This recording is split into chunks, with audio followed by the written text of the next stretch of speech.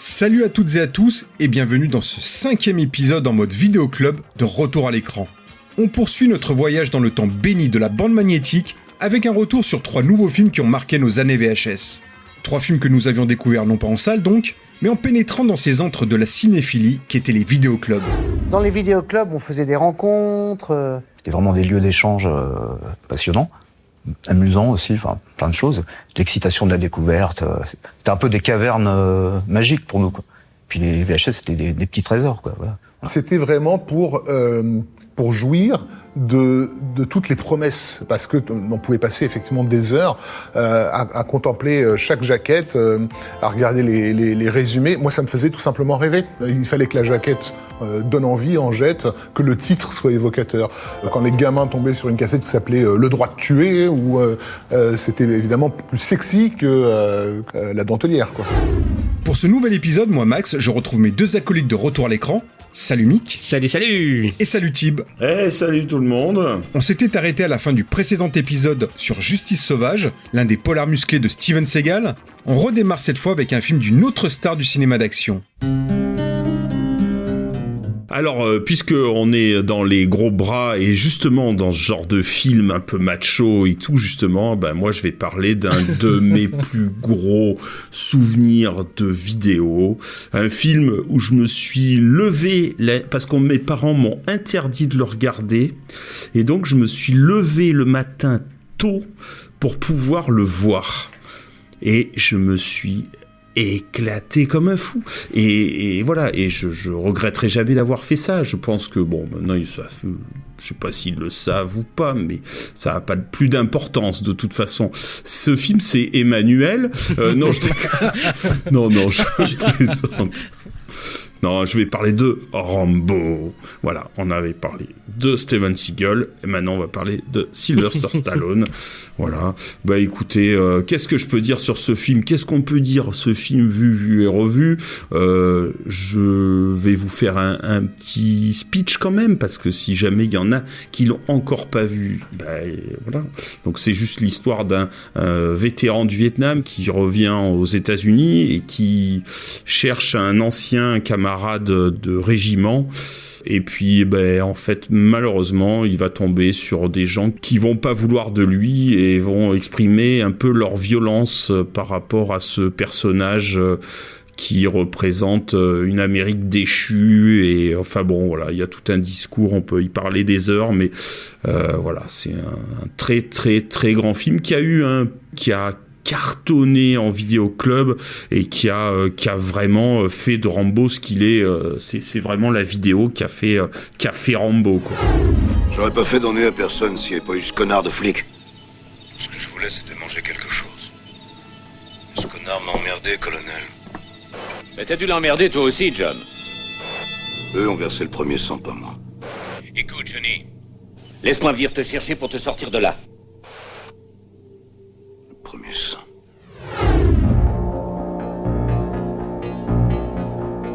Donc c'est un film de Ted Kotcheff qui n'a pas fait grand chose d'autre, à part ce film. Ah si, il a fait beaucoup de choses. Retour vers l'enfer, c'est ça ? Ouais, c'est tout, en fait, c'est le seul. Après le reste, bof, quoi.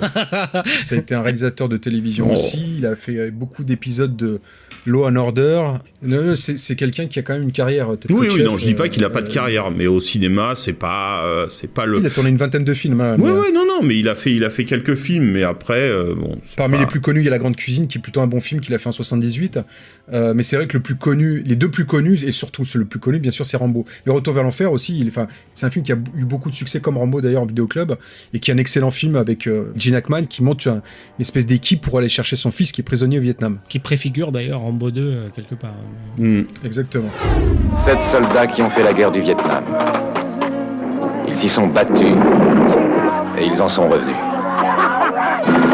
Aujourd'hui, ils y retournent pour récupérer leurs frères d'armes qui, depuis 10 ans, y sont encore prisonniers. Viens, mon bonhomme, on rentre chez nous. Paramount présente Retour vers l'enfer.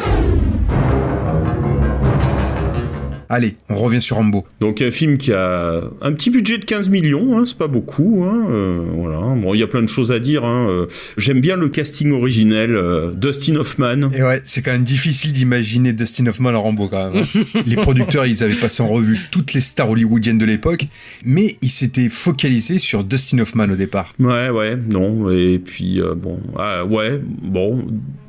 non, mais j'aime bien, hein, mais c'est particulier.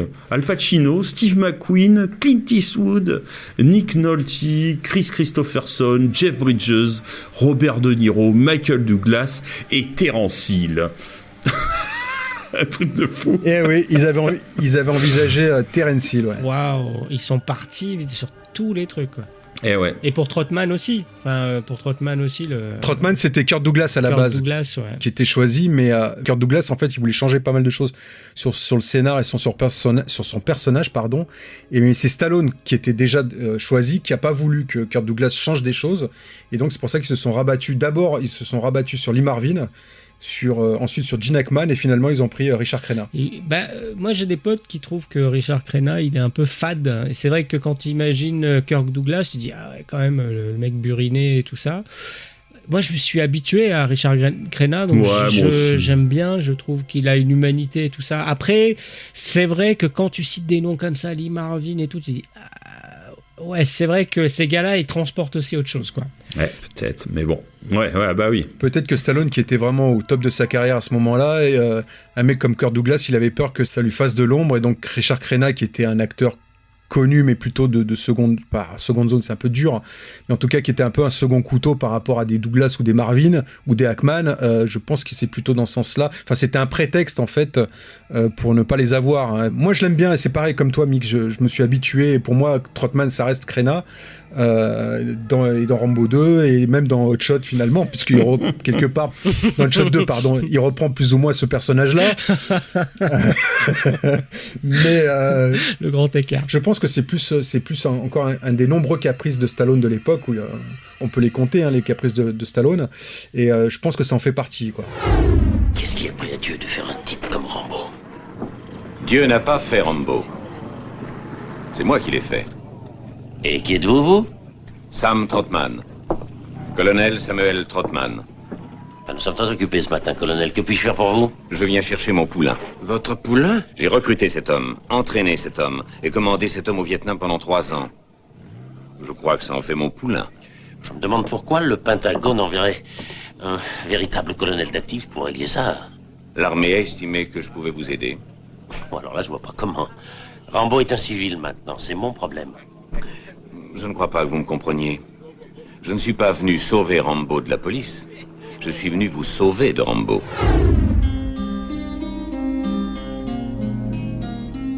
Ça m'avait marqué, quoi, cette histoire de mecs qu'on torture, comme ça. C'est tellement injuste. C'est tellement injuste ce qui lui arrive. Et puis tu comprends que pas tout ce qu'il a vécu et qu'il arrive là, on lui en fait putain. Ça m'avait traumatisé, hein, vraiment. Hein, et en plus il est cool quand même parce que il essaye de même pas les tuer et tout jusqu'au bout. Ouais non, c'était vraiment alors ouais, film qui s'est fait un peu casser en deux quand il est sorti. Bon, c'est un peu normal hein, en général. Hein. On lui a dit que le scénar valait rien, que... Ouais, mais bon, voilà, maintenant c'est considéré comme étant un des meilleurs films de 82. Donc bon, bah écoute... C'est un des plus grands films du début des années 80. Alors, ce qu'il faut rappeler, c'est que Rambo, c'est d'abord l'adaptation d'un bouquin qui avait été créé en 72 par David Morrell. David Morrell, oui, tout à fait. David Morrell, c'était un ancien professeur qui, en fait, quand il était professeur, il a été inspiré par le parcours de ses élèves, dont certains avaient fait le Vietnam et qui étaient revenus du Vietnam. Et donc, c'est une critique du retour, enfin, de l'accueil désastreux des vétérans. Des vétérans américains qui avaient l'image de la défaite, en fait, pour les États-Unis. Et donc, on les rejetait en bloc, alors qu'ils avaient donné leur vie pour leur pays, quoi. Donc c'était la honte, hein. C'était la honte ultime, hein. Ouais. J'ai fait ce qu'il fallait pour gagner, mais on n'a pas voulu nous laisser gagner. Et je suis revenu dans le monde, et j'ai vu ces larves m'attendre à l'aéroport, me conspuer comme un criminel. Ils m'ont traité de toutes les saloperies, ils m'ont appelé le boucher. Mais qui sont-ils pour me faire des reproches, hein? Qui sont-ils? Est-ce qu'ils étaient à ma place en pleine jungle? Ils nous jugent, ça faute qu'ils parlent. C'est un moment dur pour tout le monde, Rambo. Tout ça, c'est du passé maintenant. Pour vous! Pour moi, la vie civile, c'est rien. Au combat, on avait un code d'honneur. Tu couvres mes arrières, je couvre les tiens. Mais ici, y a plus rien. Alors, est-ce que vous savez comment David Morrell, donc l'auteur, avait trouvé le nom de Rambo? Eh ben oui. Si vous me parlez du poète, je fais pipi sur la moquette. Hein, mais... Eh ben, tu peux y aller, vas-y. Eh ben, tu vas faire pipi sur ta moquette. Mais non. C'est vrai, c'est sérieux. Eh ouais, parce que comme il était prof, en fait, c'était les élèves qui disaient Rambo, Rambo, ça le faisait marrer. Ça vient de là. Ah ouais, ok, d'accord. Bah tu vois, m'en apprenez une. Et oui. Alors moi aussi, je vais parler quand même un peu de ce couteau mythique, parce que ce couteau que beaucoup on a acheté. Alors moi, je l'ai pas eu, mais j'ai un copain qui l'avait acheté. Alors on a joué avec ça pendant des heures. On partait dans la forêt avec ce couteau qui a cassé, qui était en plastique. Tu peux le décrire? Ah, je peux le décrire, bien sûr. Bah, c'était la version pour enfants. Hein. C'était pas le modèle Rambo. Il était un peu plus petit, mais il y avait surtout une poignée qui était creuse avec des petits outils à l'intérieur. C'était un couteau qui avait été inspiré par des couteaux de l'armée en 40. Et le couteau, en fait, a été complètement créé pour le film parce qu'il n'existait pas vraiment. Et le couteau, d'ailleurs, change à chaque épisode. Oui, tout à fait. Tout à fait. Il est plus stylisé dans le 2 déjà. Exactement, voilà. Alors, même si c'est connu par beaucoup, il faut quand même parler de la scène finale du film. Donc, il y a eu 2 versions qui ont été tournées. L'une qu'on connaît où Stallone se rend et il sort et ça se termine là-dessus. Et l'autre où il se suicide devant Trotman. Et la fin qui avait été retenue en premier, c'est celle où il se suicide. La production fait des projections tests et le public gueule, ne comprend pas pourquoi on fait mourir le personnage de Stallone. Ouais, bah oui. Le public s'est attaché à ce personnage-là et ne comprend pas pourquoi il meurt et pourquoi il se suicide surtout. Ah ben, tu m'étonnes que c'est attachant. Et donc la production a décidé de changer la fin et de prendre la deuxième fin qui avait été tournée, heureusement qui avait été tournée, à la demande de Stallone d'ailleurs, même si Stallone préférait la fin où il se suicide et qu'il avait imposé cette fin-là, mais c'est le choix du public qui a fait qu'il a dû changer d'avis et ils ont finalement choisi cette fin que l'on connaît tous. Il y a près de 200 hommes dehors avec des M16. Tu as fait tout ce qu'il fallait pour déclencher ta petite guerre. Tu as fait assez de dégâts. Cette mission est terminée, Rambo, tu as compris?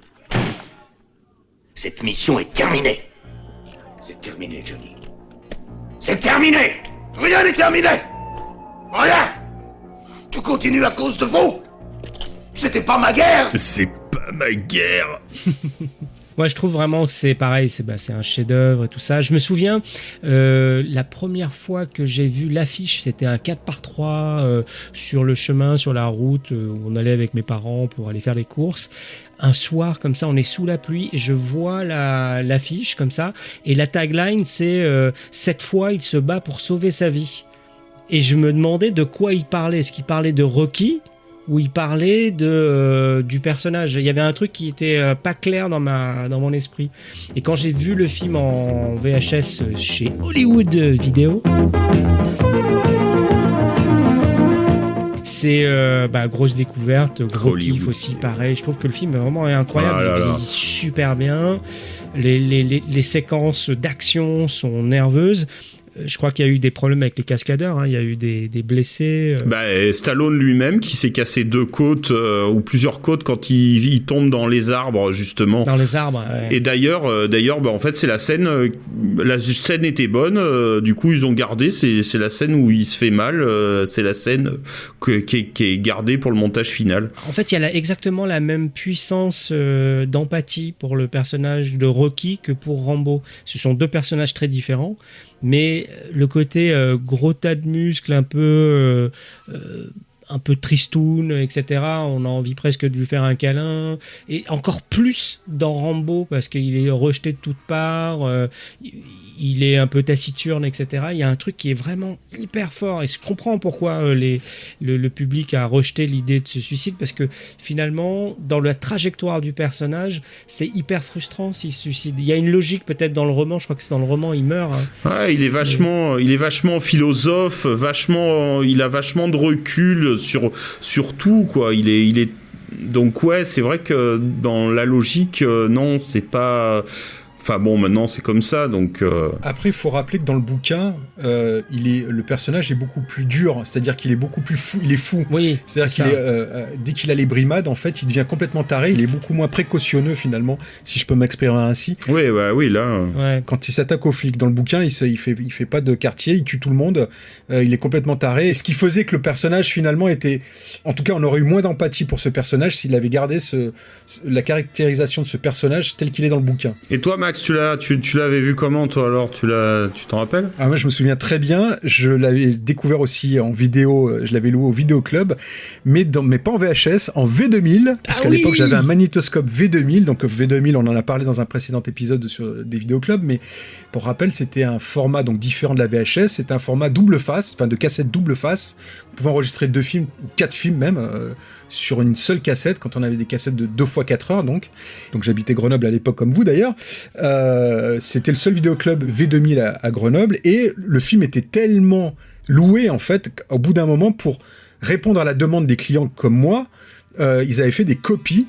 Donc c'était totalement illégal, mais ils avaient fait des copies, et moi j'avais loué une des copies pour pouvoir le voir, en fait. Donc j'ai payé à l'époque pour voir une copie de la cassette Hollywood Vidéo qui m'avait filé avec une jaquette noir et blanc, enfin une photocopie noir et blanc, et donc j'ai découvert comme ça dans une copie dégueulasse d'ailleurs, hein, mais je voulais tellement le voir. Ah ouais, des photocopies noir et blanc, j'en ai loué quelques-uns.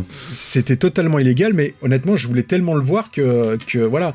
Et puis en plus ces copies-là, il est planqué bien sûr parce que c'était illégal, et qu'à un moment, je me souviens très bien, c'était une dame qui tenait ce vidéoclub, elle est allée dans l'arrière-boutique, elle m'a sorti la cassette, elle m'a dit tiens, j'ai une copie, machin et tout, et donc j'ai pu voir le film comme ça, et pareil que vous, hein, moi ça a été un choc, ce film, pour plein de raisons, même si à l'époque j'ai pas retenu toute la dimension politique en fait du film. Ah mais moi non plus. Oui, moi non plus, bien sûr. À l'époque je l'ai vu comme un film d'action extrêmement efficace, extrêmement prenant. Et ben voilà, comme dans genre Steven Seagal et compagnie, mais voilà. Ouais.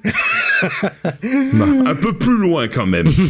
Non, j'avais eu beaucoup d'empathie pour le personnage. Enfin bon, déjà j'adorais Stallone parce que j'avais vu quelques Rocky déjà à l'époque, et comme beaucoup, hein, d'ailleurs, on était très fans du bonhomme. En tout cas, beaucoup de garçons étaient fans du bonhomme. Et ce film-là, ouais, ça a été une claque à l'époque. Et forcément, quand le 2 est sorti, on est beaucoup à s'être rué dessus. Moi, je l'ai vu au cinéma, le 2. Après, le 2 change complètement le personnage, enfin la caractéristique du personnage, et en fait un film d'action pro-réganien typique des années 80. Mais bon, après, le film manque pas de qualité, le 2, notamment dans ses scènes d'action. Et le scénar.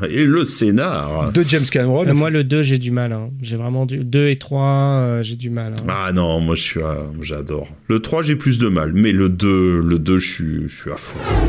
Trahi par les siens et abandonné derrière les lignes ennemies. C'est vous qui avez commis une erreur. Et vous pouvez me dire laquelle? Rambo. Et maintenant, il veut s'en sortir. Par n'importe quel moyen.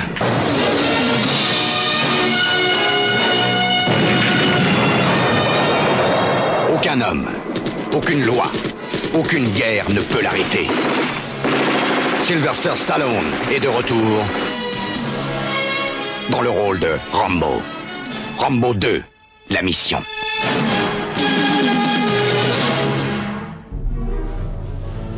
Dans le 3, ils ont ramené de l'humour. Alors, sur le coup, tu peux te dire, bon, ouais, mais j'aime bien les notes d'humour qu'il y a, même si le film a été fait, ça a été une production hyper bordélique avec un changement de réalisateur. C'était le réalisateur d'Highlander qui l'a commencé, Russell Mulcahy, il a été terminé par un autre réalisateur, Peter MacDonald.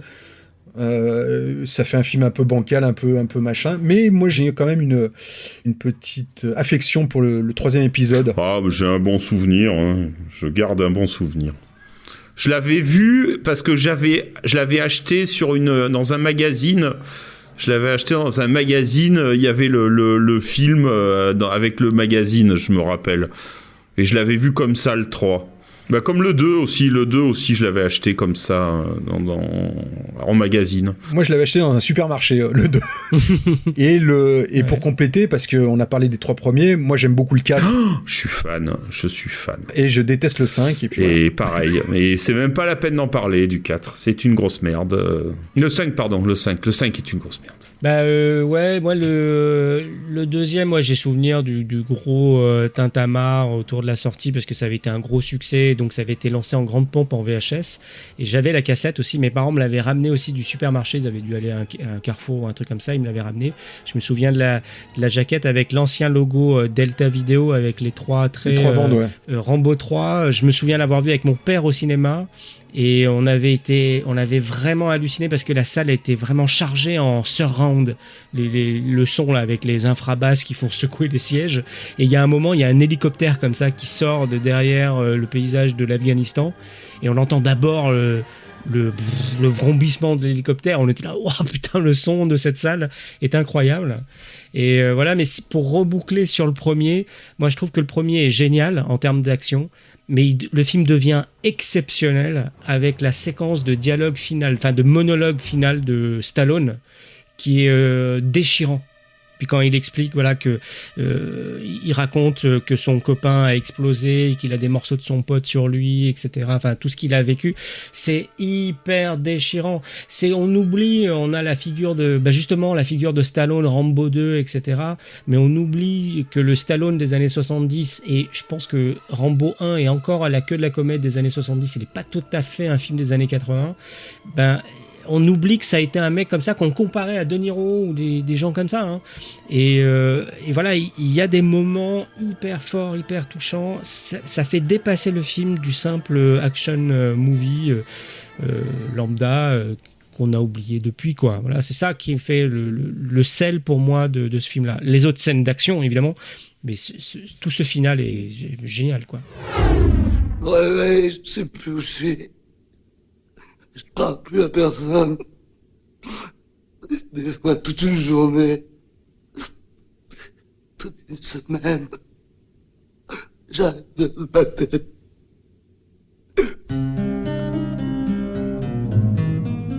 Après, je vais parler encore d'un petit truc, c'est cette M60, cette mitrailleuse qu'il a, qui vole à la fin et qui, à l'époque, c'était une des premières fois qu'on la voyait vraiment en premier plan, je pense, et qu'on va après revoir, mais ça a été, je pense que ça aussi, c'est devenu cette affiche là avec les balles et qu'on peut retrouver après dans quelques films, notamment Les Morphalous, un peu même genre avec c'est assez.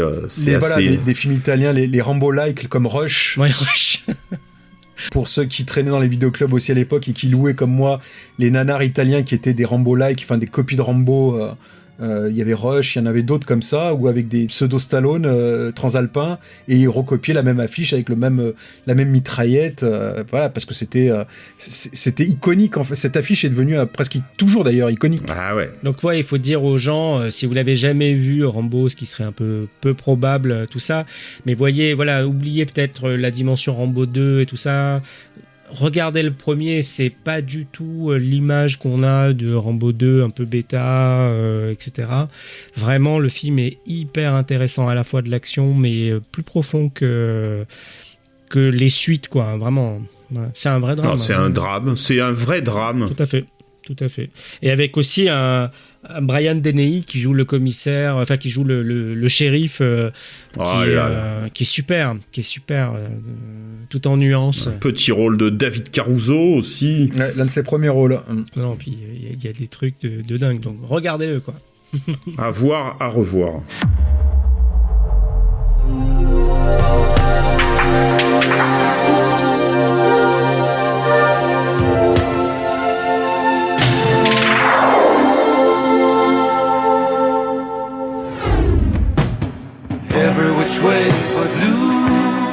Et ben puisqu'on en est dans les gros bras encore, donc là moi je parlais, mais pas tant de gros bras que ça malgré tout, mais on est quand même dans de l'actionneur. On va parler encore une nouvelle fois de Clint Eastwood, dont on adore ici la carrière, le personnage, l'icône, voilà, le mec increvable. Et je voulais vous parler d'un film dont on a un peu oublié l'existence aujourd'hui, mais pourtant qui a été très important, qui a été un hit de vidéoclub et qui a été aussi un hit au cinéma, qui s'appelle D'où dur et dingue. En anglais, Every Which Way But Loose, de James Fargo. qui est sorti en France en avril 79. Et donc c'est avec Clint Eastwood dans le rôle principal, avec Sondra Locke, qui était sa femme à l'époque, avec qui il a tourné 6 films. On a aussi, dans les autres rôles, on a aussi Geoffrey Lewis, qui est le papa de Juliette Lewis, que nous, on aime beaucoup. Ah, vous, toi? Ouais, surtout moi.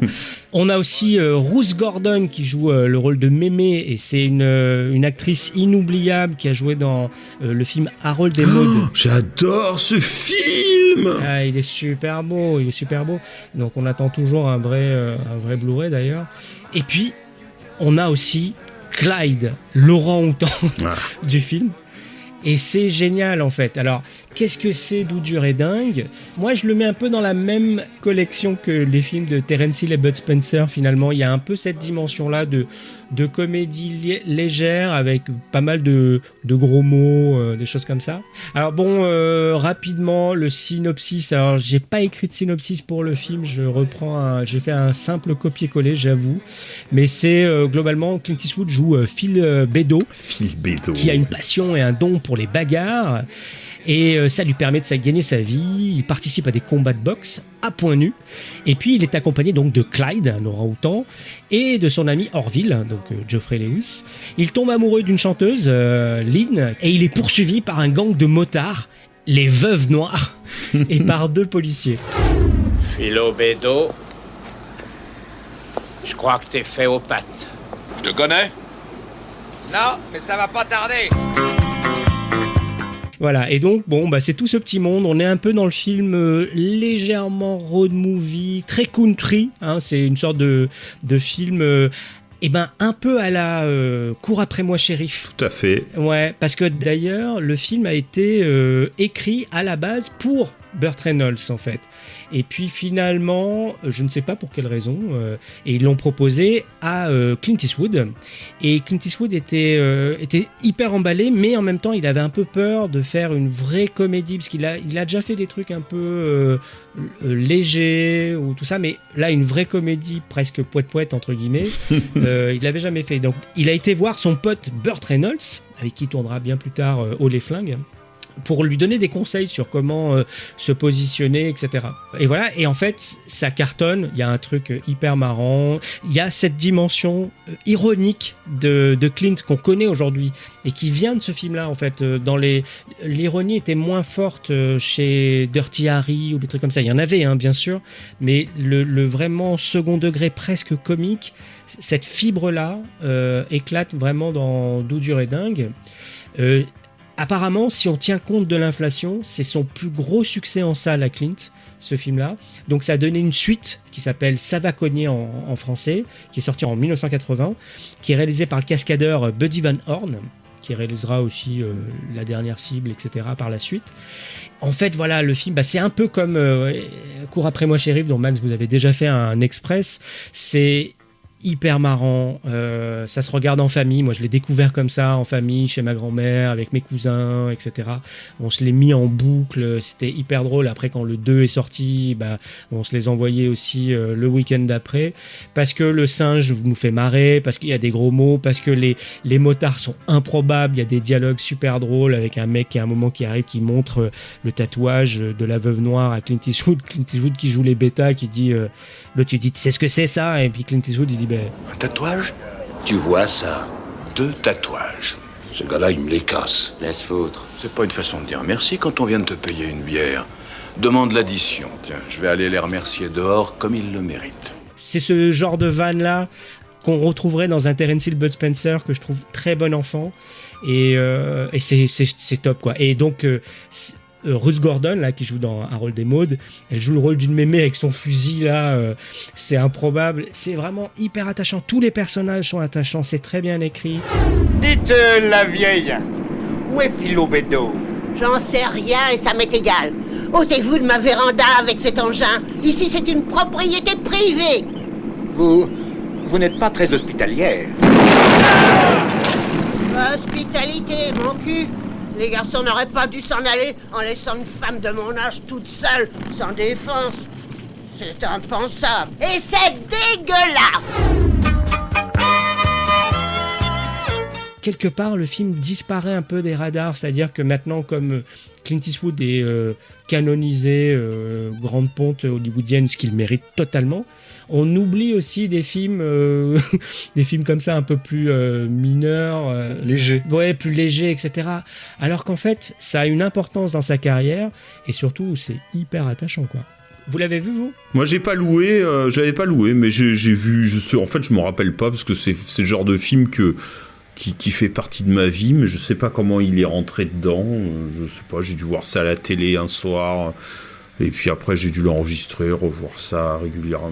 Ouais, voilà, mais ouais, moi j'adore. Hein. Voilà, comme tu disais, comme on en a parlé, c'est ce genre de Terence Hill et Bud Spencer que j'adore. C'est Clint comme il est devenu. Et voilà, avec un acolyte assez étonnant. Voilà, moi, non, j'adore. Signalisation j'adore. à droite, Clyde. J'adore. Signal à droite, Clyde. Entre ça, les doigts d'honneur du singe, tout ça, enfin, c'est improbable. Ah ouais, non, c'est trop bon. Voilà, t'as très bien résumé ce que c'est. C'est quand même un film super potache. Oh. Pour le coup, je l'ai revu il y a pas très longtemps. Alors j'avais bien kiffé quand j'étais gamin, hein, comme vous. Ça m'a bien fait marrer, le singe, les gags avec le singe. D'ailleurs, c'est ce qui fonctionne le mieux. Et là, en le revoyant, je dois avouer que je me suis un peu fait chier. Alors peut-être parce que j'ai plus l'âge. Et pourtant, j'adore toujours les films avec Terence Hill et Bud Spencer, hein, j'en parlerai plus tard, qui sont aussi hyper potaches. Mais j'ai trouvé ça hyper long, en fait. Il y a des baisses de rythme, il y a des creux de rythme pendant le film. Bon, après, voilà, il y a des trucs, encore une fois, sympas. Comme je disais, le singe, les bikers qui sont juste une belle bande de bras cassés, toutes les scènes de bagarre. Mais j'ai pas retrouvé le plaisir que j'avais eu quand je l'ai vu gamin, en fait. Alors justement, j'avais vu ce film, alors pas en vidéo parce que je l'avais pas loué, mais je l'ai vu sur France 3, enfin sur FR3 à l'époque, puisque c'est l'ancêtre de France 3, et je l'avais découvert après Ça va cogner, donc la suite, que j'avais pour le coup loué en vidéoclub. Et à l'époque, bah voilà, c'est ce que je disais, un gamin, ça me faisait marrer toutes ces potacheries, mais aujourd'hui un peu moins. Après, je trouve qu'il a vraiment sa place dans ces épisodes sur les vidéoclubs parce que... Oui, mais c'est un film de vidéoclub, ouais. Pour le coup, ça, c'était un vrai film de vidéoclub. C'est le genre de film qu'on louait le samedi soir, les comédies potaches un peu pourries, ou pas d'ailleurs, et notamment celle de Terence Hill et Bud Spencer aussi, on en a parlé, on va en reparler après, mais c'est le genre de film qu'on aimait louer aussi, en plus des films d'horreur, en plus des films d'action, enfin des polars, des machins, qu'on aimait louer pour se vider le cerveau le samedi soir, quoi. Donc ouais, franchement, c'est un vrai film pour moi, c'est un vrai film de vidéoclub. Mais en fait, pour revenir toi, tu as vu le premier, le deuxième d'abord, mais en fait, c'est des films, comme il n'y a pas marqué 1 et 2, oui. En fait, il n'y a pas vraiment de ça va cogner, Doudure et dingue. Bon, tu peux les mettre dans les deux sens. Il n'y a pas vraiment de. Ouais, c'est pas très grave. Je crois pas qu'il y ait beaucoup d'incidence sur ce qui se passe dans un, sur le deuxième et vise. Un tout petit peu, donc, mais ça reste très léger. Après, ça va cogner est un peu moins bien que Doudure et dingue quand même. Le premier est mieux. Il y a encore moins, en fait, il y a encore moins d'histoire. Enfin, il y a peu d'histoire dans le premier, mais encore moins dans le second. C'est vraiment, ça se résume vraiment à l'affrontement entre les bikers et Eastwood. J'ai oublié de dire, mais voilà, James Fargo, qui est le réalisateur, en fait, c'est un ancien assistant réal. Il a bossé sur les premiers films de Spielberg, Duel, Sugarland Express, les premiers films aussi réalisés par Eastwood lui-même. Et puis par la suite, il a réalisé L'inspecteur ne renonce jamais, hein, c'est Dirty Harry 3. Et puis son dernier film cinéma, c'est L'exécuteur de Hong Kong avec Chuck Norris en 82. Ça, c'est aussi un autre hit vidéoclub. Hein. Puis après, il est parti à la télé et il a fait plein d'autres séries hyper mythiques pour notre génération. Hein. L'Agence Touriste, Rick Hunter et aussi Beverly Hills 90-210 que moi j'aimais beaucoup.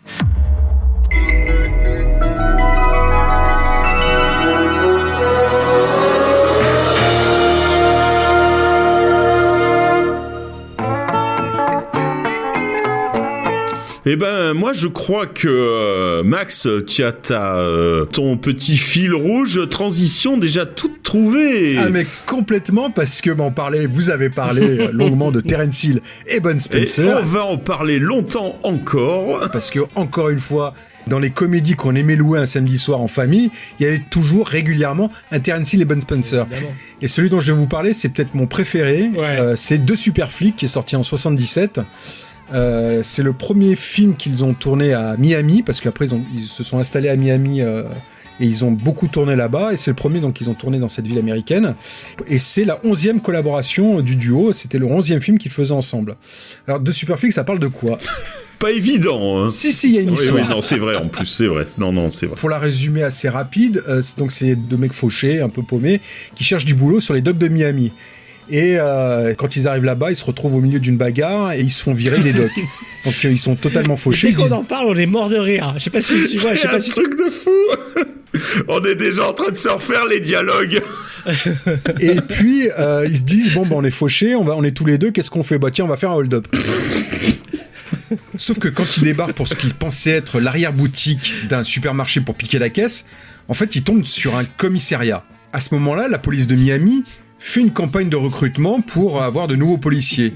Et donc, au lieu d'être pris pour des délinquants, ils sont pris pour des gens qui viennent se présenter pour devenir de nouveaux policiers. J'ai la criminalité dans le sang. On fait pas mouche à tous les coups, hein. On se fera foutre à la porte après les cours de préparation et on touchera 150 jours de paye. Ça, c'est à voir. Et à partir de là, ça va être un festival de gags. Ils vont se retrouver confrontés à un groupe de pseudo-punk avec à leur tête un mec qui se prend pour un Indien. Géronimo! Si. Pas moi! Ouais! On a donc les traditionnelles bagarres qu'on voit dans tous les films du duo, et notamment la bagarre finale qui se déroule dans un bowling qui dure à peu près 10 minutes.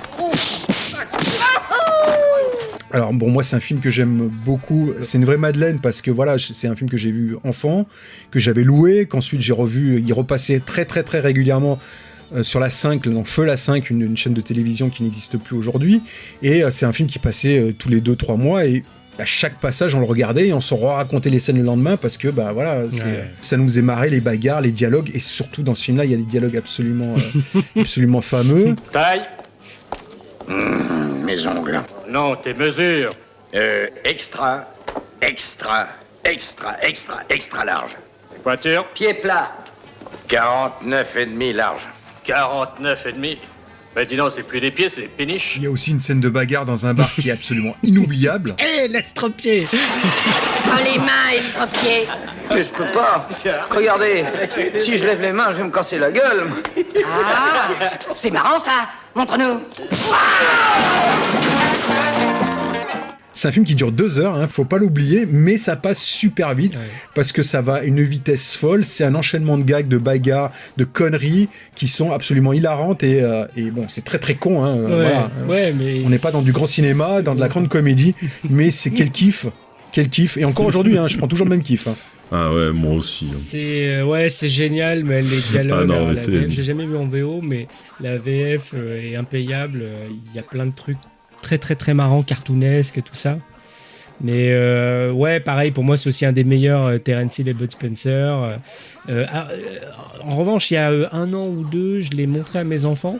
Et ça faisait un moment que je l'avais pas vu, j'avais oublié comme il y a plein de gros mots en fait. Donc mes enfants sont quand même en bas âge, mais là gros fail. Vous chantiez, j'en suis fort aise. Eh bien, allez vous faire foutre maintenant à 4 pas d'ici, je vous le fais savoir. Mais ils sont marrés aussi. Moins que j'espérais, je pensais que ça allait vraiment les faire vraiment kiffer. Ouais, oui. Non, mais c'est vraiment des films de nos générations à nous. Je pense qu'aujourd'hui c'est un peu plus compliqué. Ouais, je pense. Autant des films de Funès, je pense que c'est transgénérationnel. Ouais, ça c'est intergénérationnel. Mais Terence Hill et Bud Spencer, c'est vraiment de nos générations à nous, les quarantenaires, cinquantenaires qui prennent un certain kiff à les voir. Quoi. Ouais, c'est ça. Ouais, j'étais un peu déçu que la mayonnaise prenne pas. Mais bon, ils ont pas non plus détesté, ils ont été jusqu'au bout, etc. Mais moi, je me marre comme un bossu devant. Je trouve ça trop marrant, quoi. Ouais. Moi, j'avais essayé de montrer les Trinitas aussi à mon fils, mais bon, ça est moyennement pris. Même si c'est la 11e collaboration du duo, avant, on les a plus vus dans des westerns, finalement, comme tu dis, dans les Trinitas et autres. Celui-ci, c'est le premier d'une lignée, en fait, de pure comédie. Il y a eu par la suite Père et Impair. Ouais, que j'ai vu au cinéma. Ouais, que j'adore aussi. Salut l'ami, adieu le trésor. Attention les dégâts. Attention les dégâts, je crois que c'est Attention les dégâts que j'ai vu au cinéma. Même si on retient encore les westerns qui sont pour la plupart de très bonne qualité, Mais on a toujours une affection pour ces comédies un peu con-con, mais qui fonctionnent toujours, quoi. Le duo marche super bien, moi je trouve.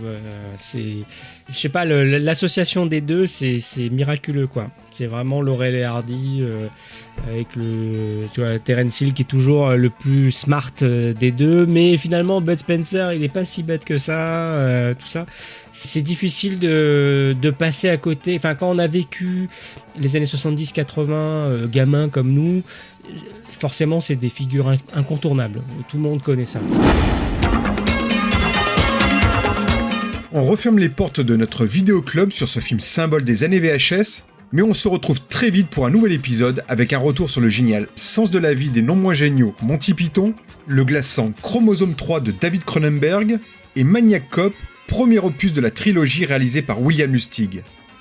En attendant, tous nos autres épisodes sont toujours disponibles sur notre site retouralécran.fr, sur YouTube et sur les meilleures plateformes de podcast et de streaming musical. À très vite. Si je devais résumer ma vie aujourd'hui avec vous, je dirais que c'est d'abord des rencontres. C'est vrai que j'aime bien le cinéma. Pour être aimé, il faut être aimable. Vous voulez un chocolat? C'était pas ma guerre. Back and full force. Quelle est votre devise? Je m'appelle Bond. James Bond. Vous délirez totalement là. C'est ça qui permet de voyager à travers le temps. La vie a plus d'imagination que nous. J'espère que je ne vous apprends rien. Vous êtes un mélancolique. Mélancolique, mon cul.